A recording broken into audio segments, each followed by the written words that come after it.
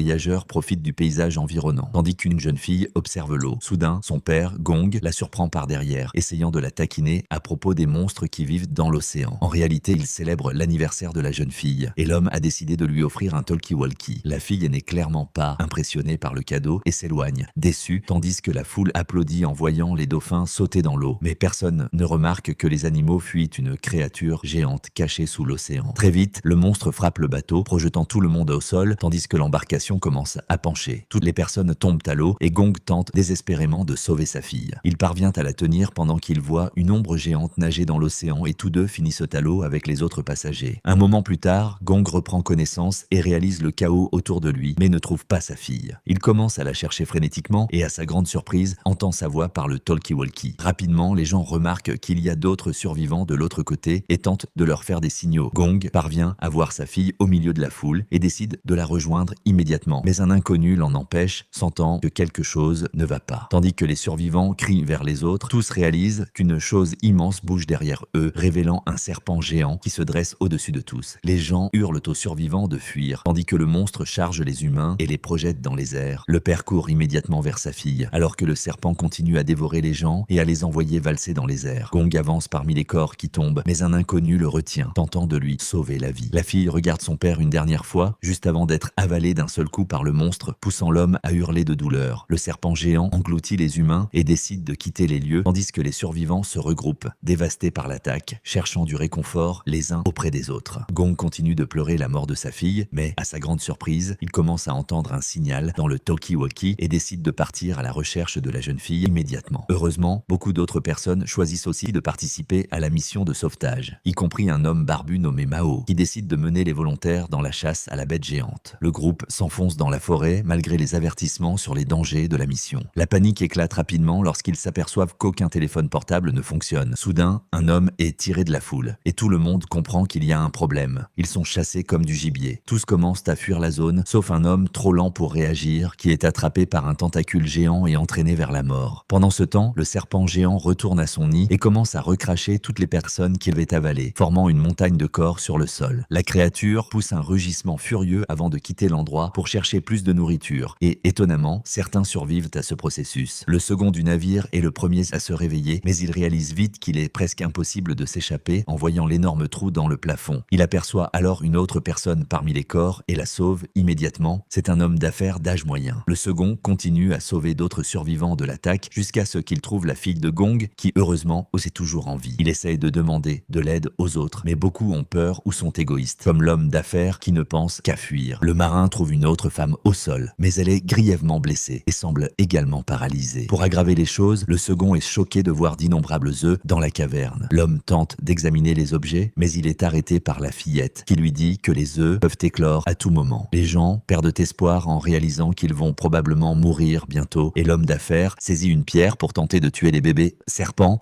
avant leur naissance. Cependant, l'homme s'arrête brusquement, sentant des vibrations venant de l'intérieur de l'œuf, alors qu'un serpent géant rampe derrière les coquilles, obligeant tout le monde à courir pour sauver sa vie. Le groupe court vers un rocher et essaie de se cacher derrière, tandis que le monstre sort lentement et se dirige directement vers les humains. Avant que le serpent ne les attaque, il remarque rapidement la femme paralysée au sol et change aussitôt de cible. La créature se jette sur la victime sans défense qui continue de crier à l'aide, mais les autres ont peur d'intervenir, ce qui entraîne sa mort. En même temps, le groupe continue d'avancer vers le centre de la forêt, suivant les traces laissées par la créature, mais ils ne trouvent que mort sur leur passage. Après des heures à chercher le monstre, ils finissent par perdre sa trace et finissent également par se perdre. Alors qu'ils tentent de décider quoi faire, Mao remarque un liquide noir coulant des arbres voisins. Peu après, le vieil homme décide d'allumer une cigarette, mais finit par incendier tout l'endroit, car le liquide noir est extrêmement inflammable. Heureusement, Mao parvient à éteindre les flammes, bien que tout soit suffoqué par la fumée. Mais les choses échappent rapidement à tout contrôle. Gong commence à ressentir une forte douleur à la tête et voit tous ses amis lui sourire avec de mauvaises intentions. Il remarque le serpent géant rampant à ses côtés et entend bientôt la voix de sa fille, qui le blâme de ne pas l'avoir sauvé à temps. Soudain, un énorme serpent surgit devant son visage et commence à l'étrangler, tandis qu'il lutte désespérément jusqu'à être aspergé d'un jet d'eau. En réalité, l'homme était simplement en train d'halluciner après avoir inhalé la fumée, et il réalise rapidement que les autres sont traînés par des lianes accrochées aux arbres. Inconscient, la plante géante commence à libérer encore plus de tentacules, tandis qu'ils essaient de réveiller les autres et de les libérer de leurs liens. Ils réussissent à sauver presque tout le monde, sauf le marin, humain, qui est entraîné jusqu'à l'arbre. Les lianes commencent à aspirer son sang, le tuant instantanément. Les gens regardent, choqués, alors que la plante s'approche, et ils n'ont d'autre choix que de fuir les lieux. Pendant ce temps, à l'intérieur de la caverne du monstre, les gens ont réussi à tuer le serpent nouveau-né, mais pas avant qu'il ne dévore sa victime. Lorsque l'homme d'affaires finit d'écraser la tête du monstre, il perd le contrôle et commence à accuser tout le monde de la situation. Il se dispute avec les autres survivants, mais une femme nommée Sushi les interrompt, disant qu'ils doivent travailler ensemble s'ils veulent survivre. Pendant ce temps, l'équipe de secours continue de chercher le serpent géant, et Mao prépare une arme pour Gong, sachant que d'autres dangers approchent. Un des membres de l'équipe, nommé Fan, se rend à la rivière pour chercher de l'eau, mais remarque vite que quelque chose ne va pas, car un brouillard épais commence à entourer la zone. Soudain, une créature volante passe à toute vitesse, et l'homme est ce qu'on est choqué de voir qu'il s'agit d'un poisson aux dents énormes. Le monstre bondit de nouveau sur lui, essayant de lui mordre le visage, mais Fan parvient à s'en débarrasser. Il commence alors à entendre des sons étranges venant du brouillard, tandis que d'innombrables piranhas volantes foncent vers lui. Fan court immédiatement vers les autres, les animaux le poursuivant de près, forçant tout le monde à fuir sans attendre. Le groupe tente désespérément d'échapper aux carnivores volants, tandis que le chef commence à les frapper avec sa hache, mais le nombre d'ennemis est clairement trop important. Les gens n'ont d'autre choix que de se cacher derrière les arbres, pendant que Mao essaie de retenir les monstres, offrant une chance à ses compagnons de s'échapper. Mais il se blesse dans le processus. Les créatures reviennent en nombre encore plus grand, forçant Mao à battre en retraite comme le reste de l'équipe. Heureusement, les gens découvrent rapidement que les monstres ne se déplacent que là où il y a du brouillard, ce qui pousse tout le monde à courir immédiatement vers les clairières. Les créatures poursuivent les humains de près, tandis qu'ils courent désespérément pour sauver leur vie, jusqu'à ce qu'ils sortent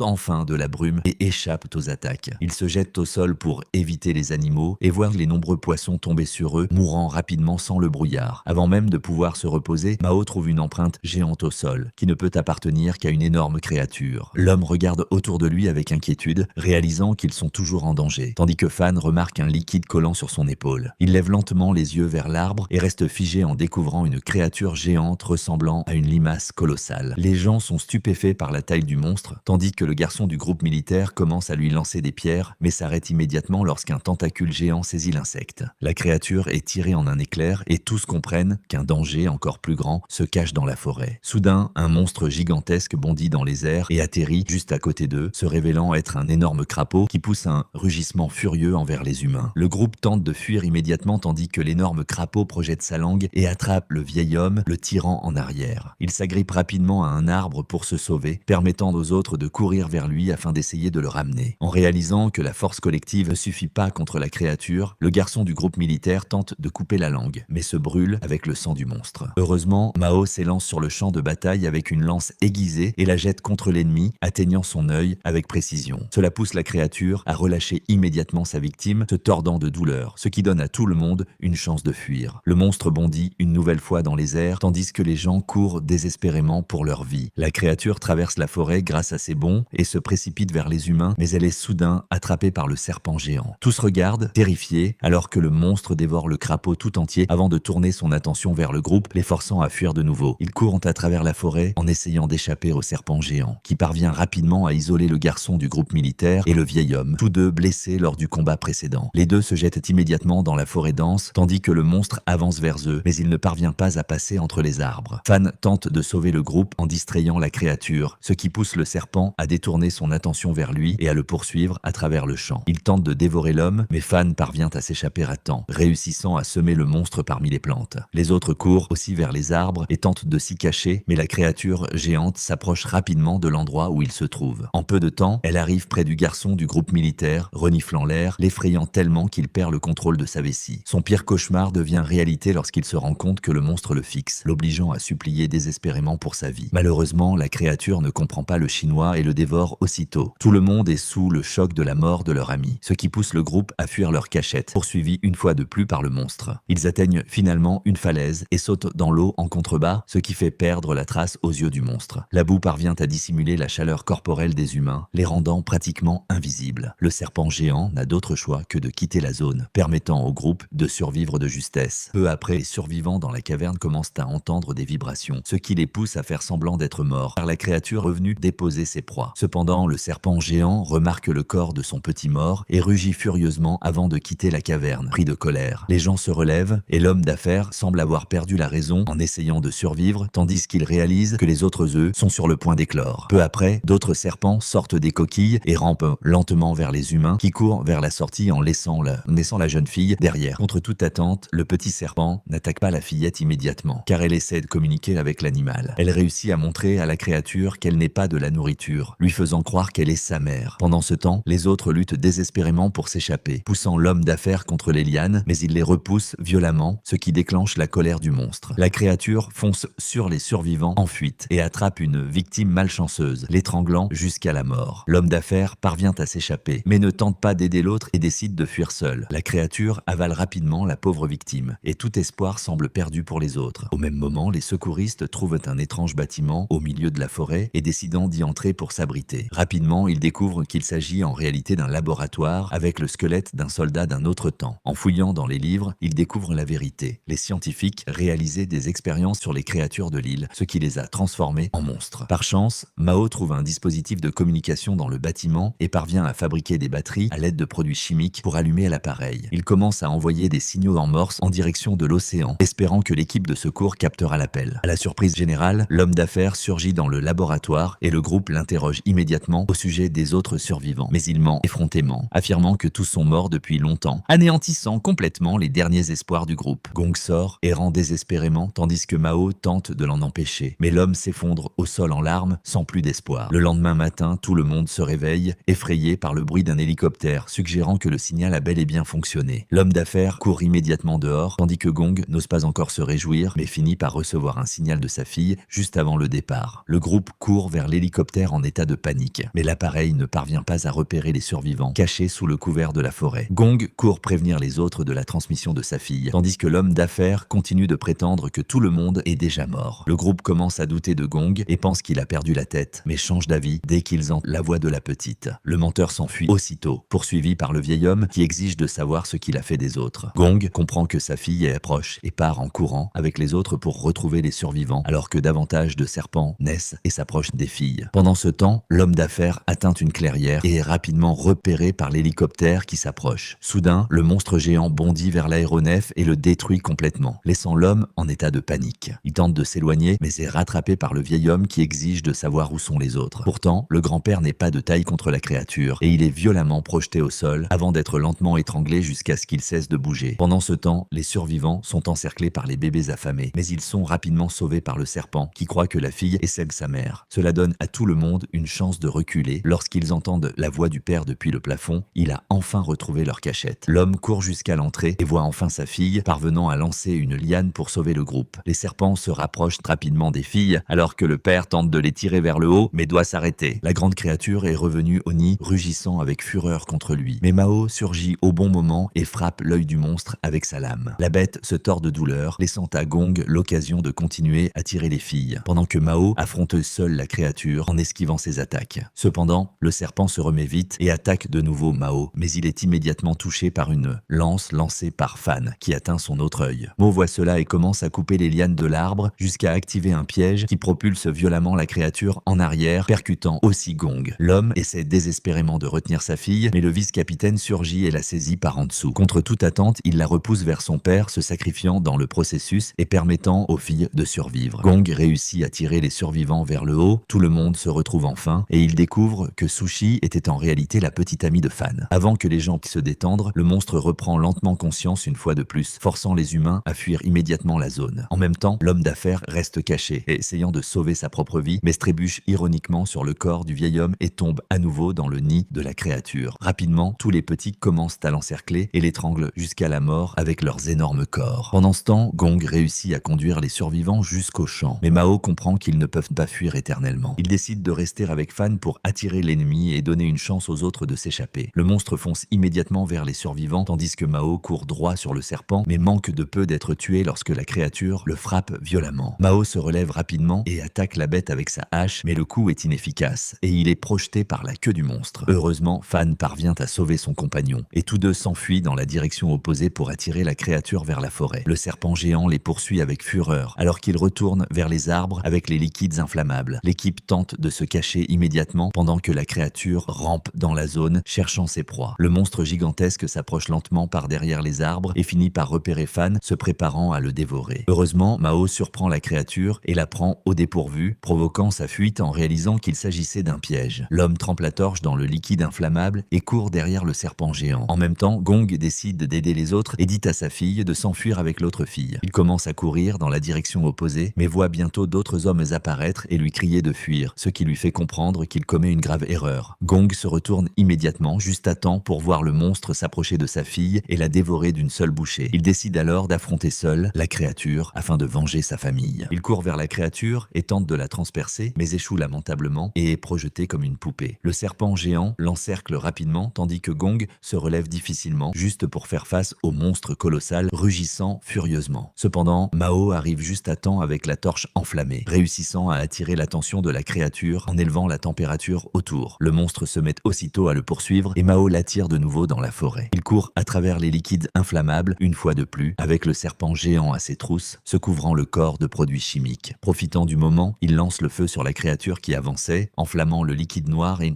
enveloppant la bête de flamme. Le monstre tente de fuir désespérément mais s'effondre au sol, se transformant en charbon. Gong voit la créature en feu et court rapidement pour sauver sa fille, réussissant à attraper sa main et à la tirer hors de danger. Les gens allongent la fille au sol pendant qu'ils tentent désespérément de la ranimer et après de nombreux efforts, elle reprend enfin conscience. Ainsi se termine Snake 2, film d'horreur et d'aventure sorti en 2019 et je vous attends dans la prochaine vidéo.